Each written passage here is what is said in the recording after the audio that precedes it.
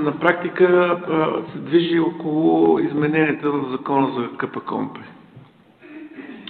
И е в две посоки.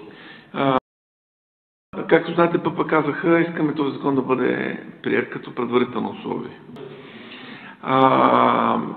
Междувременно, самите ПП в лицето тук на парламентарното им крило, нали, не на Лена Бориславова, заеха позицията, че тези текстове, че законът трябва да се ревизира. Сме сигурни, че ако вие си направите бухалка, ние ще сме в коалицията, която тази бухалка ще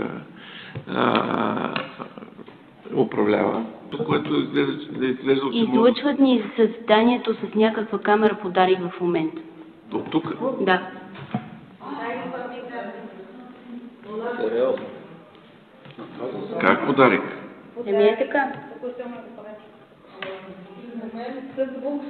Вау. Не, тя унази е на...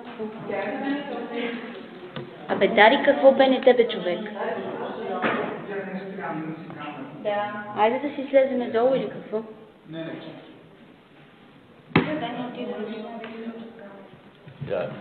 Да, тук беше не скрам.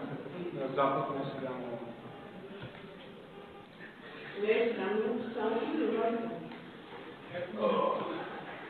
Ами добре, обедете се на... Да, тя е То въпросът е да се махне от сайта на Дарик, който видео. А вие как установихте това нещо? Обади ли се свои колеги? Моля? Изпратихме му на мен. А познате ли да долу става предишното от комисията? Добре. Този чак на Народно събрание също е излъчен.